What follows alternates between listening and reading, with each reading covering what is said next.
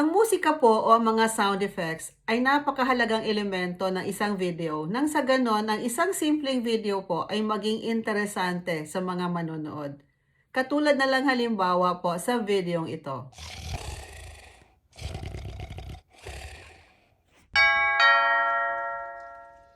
Imagine nyo na lang po, no? Kung itong videong ito ay walang sound effects. Di ba napaka-boring po siguro ng videong yan?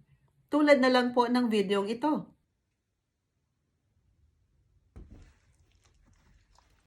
O di ba napakalaki po ng diferensya ng dalawang videong yan. Sigurado po na yung isang video, yung nauna po na video, ay magkakaroon po ng mas maraming views kaysa doon sa pangalawang video.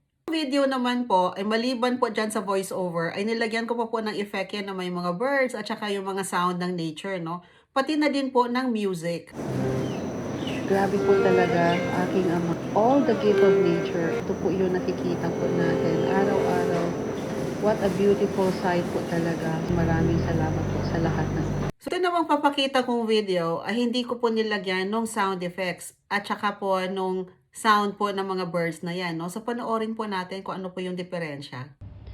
Pagising mo sa umaga, pagkatapos po, ito yung tumambad sa'yo, no? It fills your heart so much.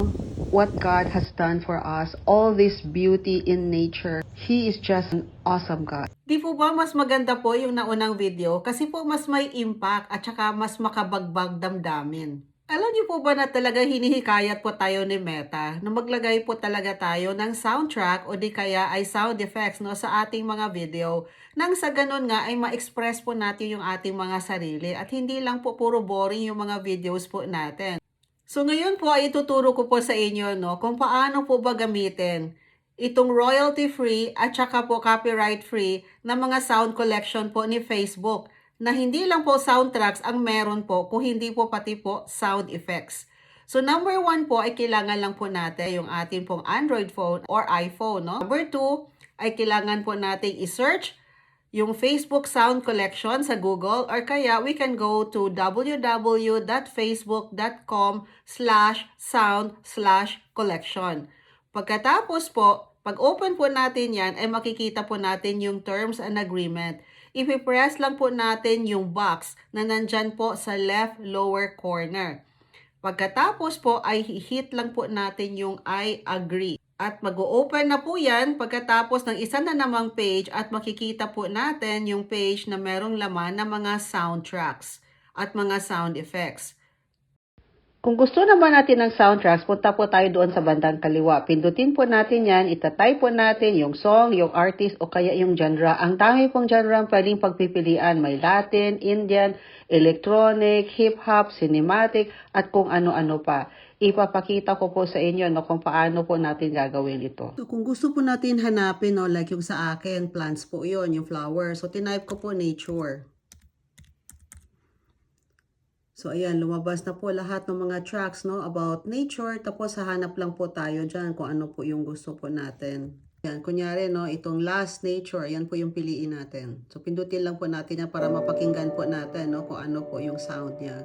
Kung gusto na po natin yan, i-hit po natin itong arrow. So, pag hinit po natin yan, ibig po sabihin na download na po siya, no, doon po sa ating video editing app sa atin pong cellphone. Kung gusto po natin ng sound effects, pipindutin lang po natin yan, no? Pagkatapos, lalabas na po itong page na ito.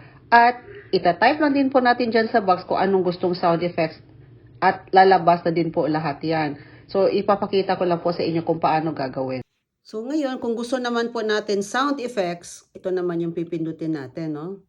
Yung kanina po, yung pinili ko po kanina ay doorbell. So, i-type po natin dyan, doorbell.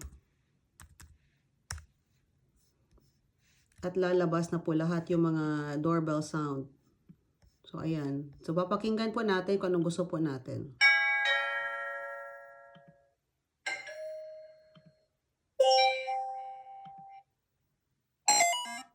So, ito po yung napili ko. So, pag napili na po natin yan, i-download po natin. Ito po yung pipindutin natin. So, i-upload na po natin yung ating video, no? Doon po sa editing app, kung saan po lalagyan na po natin yung music po at saka yung sound effects na din-download po natin. So, dyan po sa loob, makikita po natin yung music na icon. Pindutin po natin yan. Pagkatapos po ay pindutin po natin yung import na yan. At pagkatapos po ay yung documents at saka yung app, no? Kasi nandoon po nakalagay lahat ng ating mga dinownload at pipindutin po natin, no? Yung doorbell na yan para may attach na po doon sa video. Maliban po sa music collection dito po sa Facebook, ay meron din pong sariling music collection ang Reels. Wala nga lang pong sound effects. At kung paano po ito ilagay po sa ating mga Reels, ay meron po akong instructional video din. Ano ang pamagat? Paano po tayo mag-edit ng ating Reels na gamit lang po ang ating Facebook application.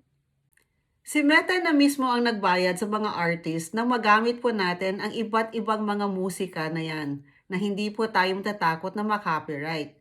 Lahat po ng mga sound effects ay wala pong copyright yan. Kaya sa susunod po na gagawa po tayo ng video, lagyan po natin ng sound nang sa ganon ay makagawa tayo ng unique and very engaging videos. Kung nagustuhan niyo po ang mga videos ko, please follow Doc Chinese page para ma-notify po kayo sa susunod ko pang mga videos. And I would like to take this opportunity to thank my star senders, Kael Merano, Gano Carol, Jamie Irene Gaspar at saka si Lorna Mendoza Silva. Maraming salamat po sa pagsuporta ninyo sa page ko. God bless everyone.